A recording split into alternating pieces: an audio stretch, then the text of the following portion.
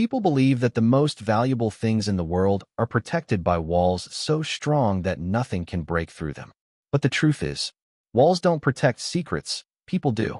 In the heart of one of the busiest cities on Earth stood a museum the world called impossible to rob. A place guarded by advanced surveillance, armed security, and systems trusted by governments and experts alike. Every day, thousands of tourists walked through its doors. Families, students, cameras clicking, footsteps echoing. Nothing felt dangerous. Nothing felt wrong.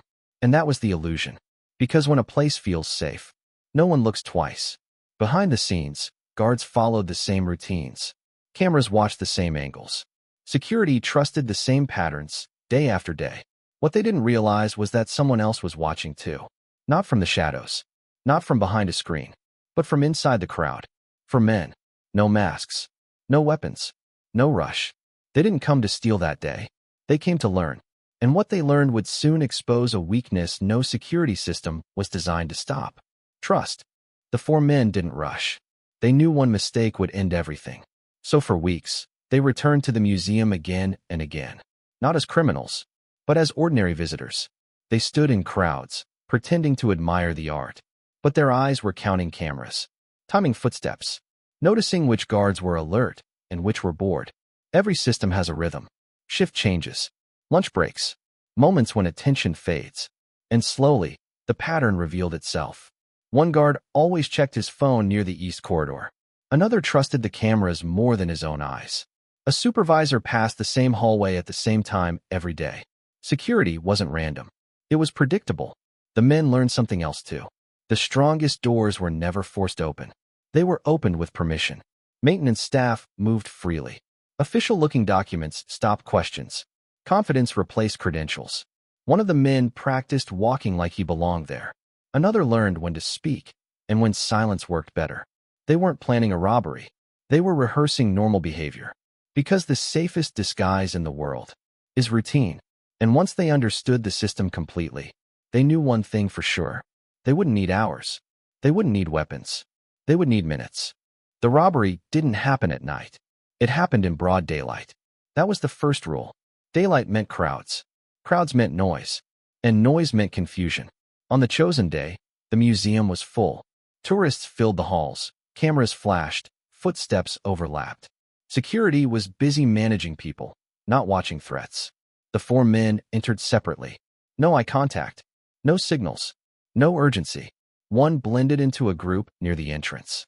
Another walked confidently through a staff corridor, holding papers no one bothered to read. The third positioned himself near a security checkpoint, not to cross it, but to observe. The fourth waited. Then, a small distraction. A quiet conversation. A minor issue. Just enough to pull attention away.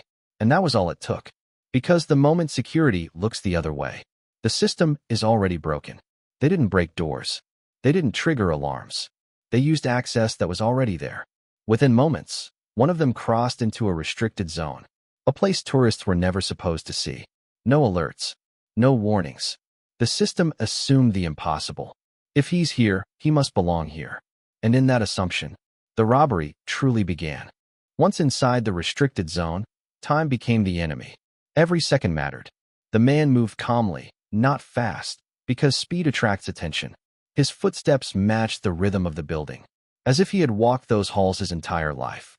Elsewhere in the museum, the other three were doing their part. One kept the guards distracted with routine questions. Another stayed visible, blending into the crowd, proof that everything was normal. The third watched the timing. No communication. No devices. Just memory and trust. Inside the secure area, the target waited, protected behind glass. Sensors calibrated for force, not confidence. The case wasn't forced open. It was accessed, because the system believed no unauthorized person could ever stand there. And in less than 8 minutes, it was over. No alarms screamed. No guards ran. The most secure museum in the world had just been robbed. Without even realizing it, the man exited the same way he entered. Calm, unnoticed, unremarkable. By the time security noticed something was wrong, the four men were already walking away. Not running. Walking. When the museum staff finally realized what had happened, the shock was immediate. How could this happen? Where did they go? How did our most secure system fail? The truth was unsettling. It wasn't technology that failed. It wasn't the alarms or the cameras.